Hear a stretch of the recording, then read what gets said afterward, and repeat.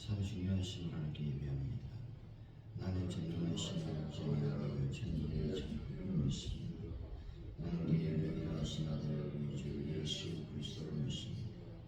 그는 성령을 들여 동정여호와의 역사하시고 본디오 빌라도에게 고난을 받아 십자가에 못 박혀 죽으시고 장사된 지 사흘 만에 죽은 자 가운데서 다시 살아나셨으니 하늘에 오시어 전능하신 아버지 하나님 우편에 앉아 계시다.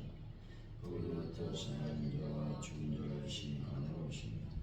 나는 성령을 믿으며 거룩한 공교회와 성교의 교제와 죄를 연속하는 것과 몸의 부활과 영생을 믿습니다.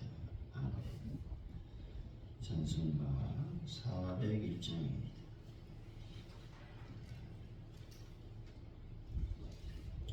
401장 주의 곁에 있을 때 마음이 든든하오니 주여 내가 살 동안 인도하여 주소서. 주여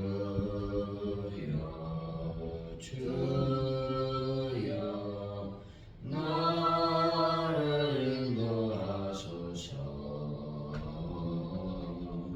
빠른 세상 살 동안 주여 인도하소서. 피난처인 주여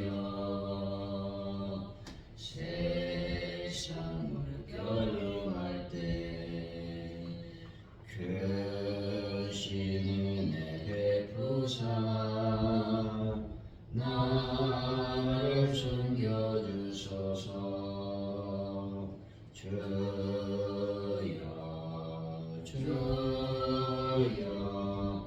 나를 인도하소서. 빠른 세상 살 동안 주여 인도하소서. 세상 풍파지 않은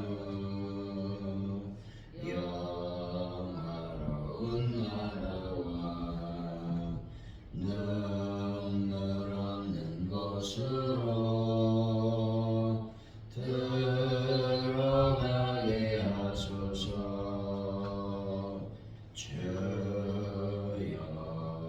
주여 나를 인도하소서. 바른 세상 살 동안 주여 인도하소서. 아멘.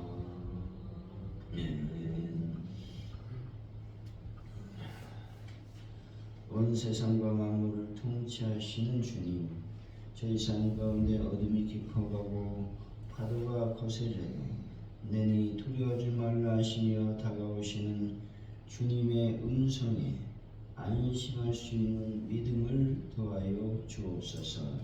주님을 저희 인생의 평안으로 영접하오니 영원한 소망의 땅에 이르기까지 흔들림 없이 배를 저어갈 수 있도록 역사하여 주시기를 원합니다.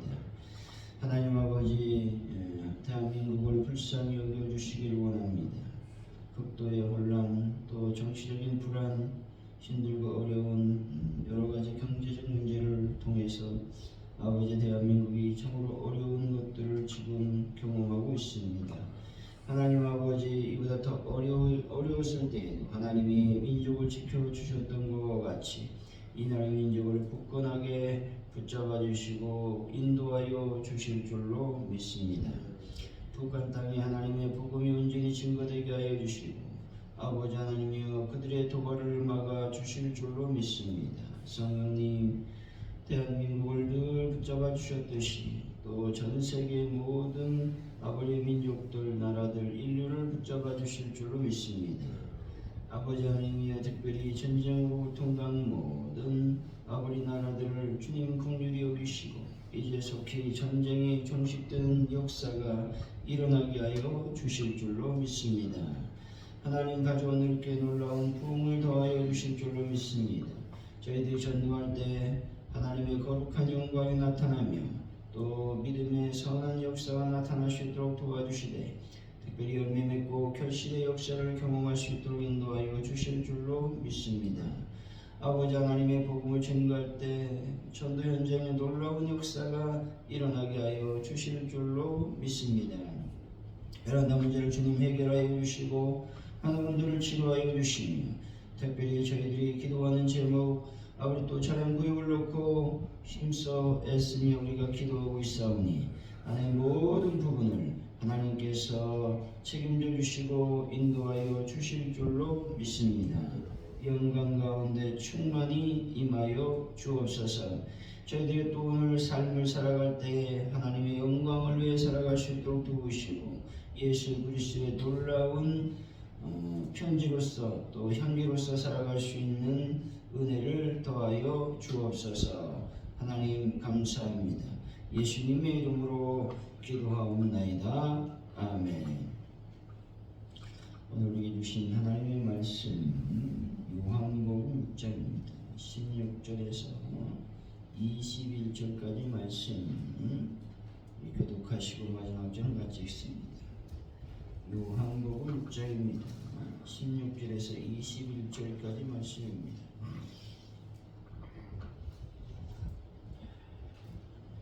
저물매 제자들이 바다에 내려가서 배를 타고 바다를 건너 가버나움으로 가는데 이미 어두웠고 예수는 아직 그들에게 오시지 아니하였더라.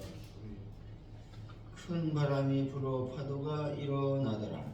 제자들이 돌을 들어 11월쯤 가다가 예수께서 바다 위로 걸어 내 가까이 오심을 보고 두려워하거나 이르시되 너희 두려워하지 말라 하신대 이에 기뻐서 배로 영접하니 배는 곧 그들이 가려던 땅에 이르렀더라. 아멘.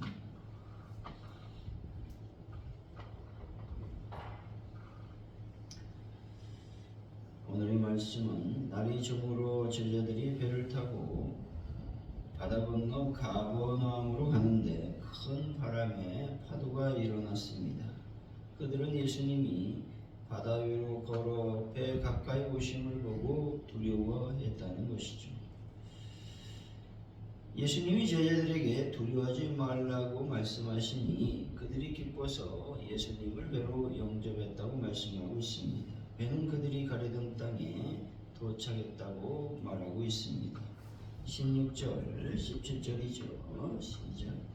저물매 제자들이 바다에 내려가서 배를 타고 바다를 건너 가버나움으로 가는데 이미 어두웠고 예수는 아직 그들에게 오시지 아니하셨더니 저물매 이미 어두웠다라고 말씀하고 있는 이 말이 반복적으로 사용되고 있습니다. 어둠이라고 하는 말은 단순한 저녁의 어둠만을 말하는 것이 아닙니다. 빛 되신 예수님을 알아보지 못하고 영접하지 않는 악한 시대적 특성의 강렬한 상징을 말하고 있는 것입니다. 예수님 없는 인생이 얼마나 짙은 어둠에 깔려 있는 항해와 같은지를 우리는 깨달아야만 되는 것이죠. 예수님이 없는 인생이 성공할 수 있겠습니까? 예수님이 없는 인생이 그 마음에 진정한 평화를 누릴 수 있겠습니까? 성공을 기대할 수도 없고 평강을 누릴 수도 없다는 것이죠. 그런데 이 시대는 예수님 없는 상실의 시대를 살아가고 있다는 것입니다. 믿는 성도라고 해도 늘 불안과 공포와 실패와 좌절 속에 살아가는 사람이 너무나도 많다는 것입니다. 왜냐하면 그 마음속에 진정한 예수님을 모시고 살고 있지 않기 때문에 그렇다는 것이죠.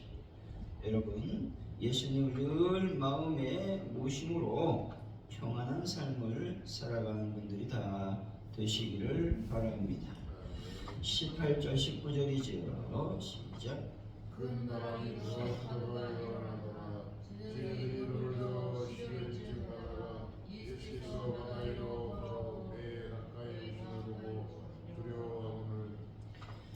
예수님의 제자들은 큰 바람이 불어 풍랑이 있는 바다를 12월쯤 갔다고 말하고 있습니다. 이것은 제자들의 탁월한 항해술을 보여주고 있는 것입니다. 예수님의 제자들은 어부였지만 바람이 부는 바다에서 노를 저어간다는 것은 상당한 기술을 요하고 있다는 것이죠. 아무리 재주가 많은 사람이라고 할지라도 사람의 능력에는 한계가 있다는 것입니다. 아무리 운수대통한 인물이라고 할지라도 누구에게나 고비는 찾아오게 된다는 것입니다. 우리 능력의 한계와 고비를 넘겨주실 분은 과연 누구시겠습니까? 예수님만이 우리들의 한계와 고비를 넘겨줄 수 있음을 여러분들은 믿으시기를 바랍니다. 우리는 과연 어디서부터 시작해야만 되겠습니까? 반드시 예수님으로부터 인생을 새롭게 시작해야만 되는 것입니다. 예수님을 만날 수 있는 곳은 바로 성전이며 예배당이며 교회인 것입니다. 예배 속에서 봉사 속에서 예수님을 만나야 되는 것이죠. 기도 속에서 만나고 말씀 속에서 예수님을 만나는 분들이 되시기를 바랍니다. 여러분들이 만나 예수님을 여러분들의 삶 가운데 모시는 그런 분들이 되셨으면 좋겠습니다. 불의로 치부한 부의 한계선상에서 심각하게 고민하고 있었던 삭개오를 우리가 잘 알고 있습니다. 그는 여리고성에 살고 있었지만 인생의 위기를 만나게 되었습니다. 그러나 예수님은 삭개오의 고비를 넘길 수 있도록 도와주셨다는 것입니다.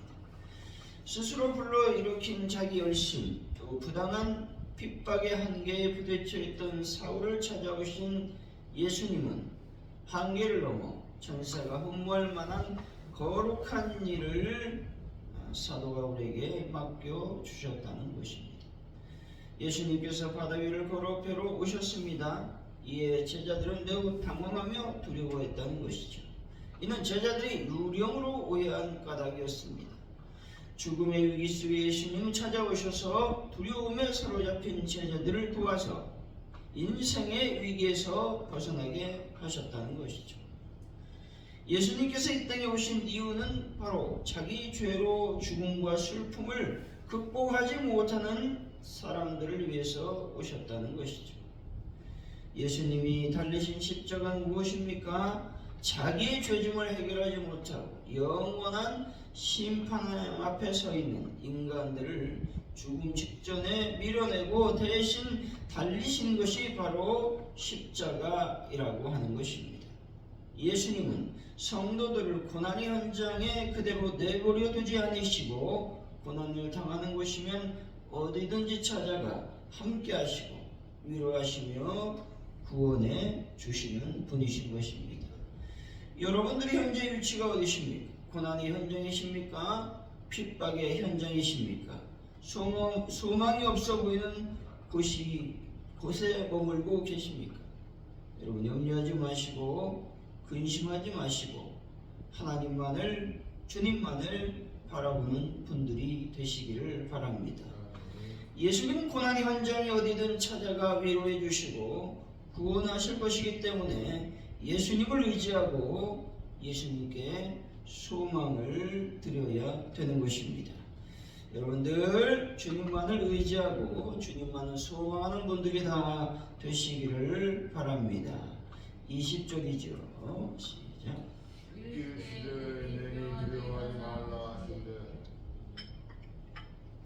내니 두려워하지 말라고 말씀하시고 계십니다.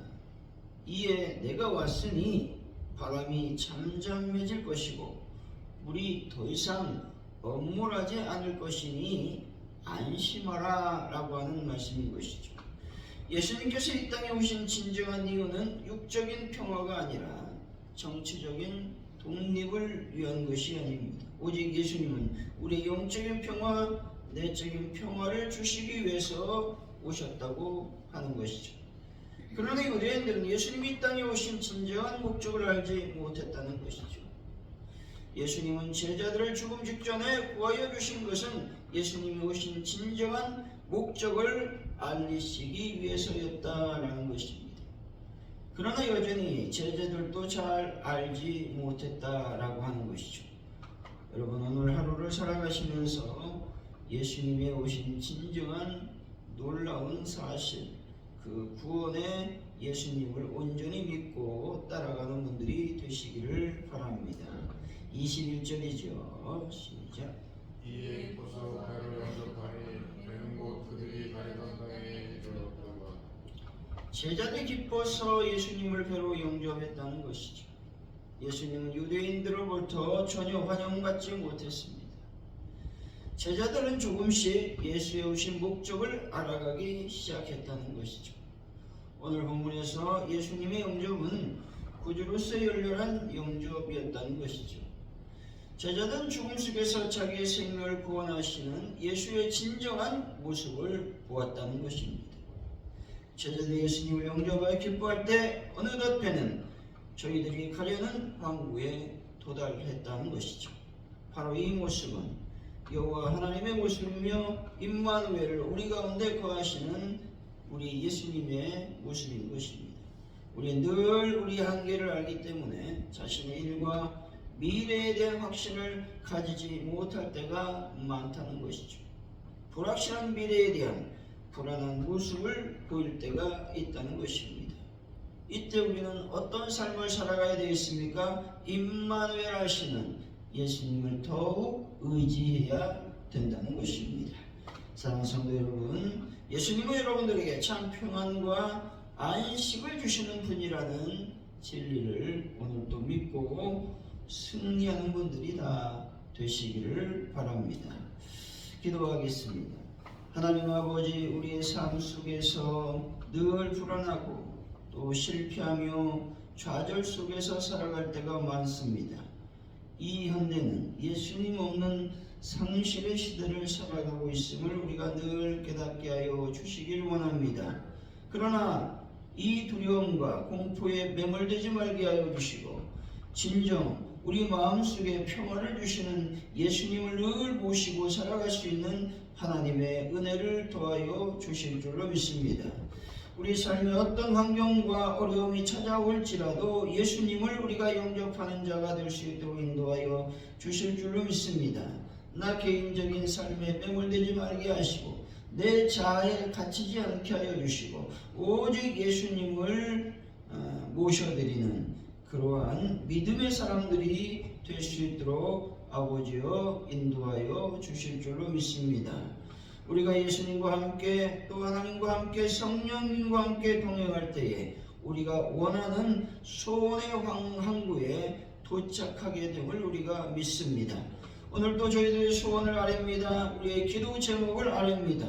하나님 아버지, 저희들의 모든 기도 제목과 소원을 이루어 주옵소서. 주님을 찬양합니다. 영광받아 주옵소서. 예수님의 이름으로 기도하오며 주기도문으로 예배를 마칩니다. 하늘에 계신 우리 아버지, 아버지를 거룩하게 하시며 아버지 나라가 오게 하시며 아버지의 뜻이 하늘에서와 같이 땅에서 이루어지게 하소서. 오늘 우리에게 용할 양식을 주시고 우리가 우리에게 잘못한 사람을 용서해 준 것 같이 우리를 용서해 주시고 우리를 시험에 빠지지 않게 하시고 악에서 구하소서. 나라와 권능과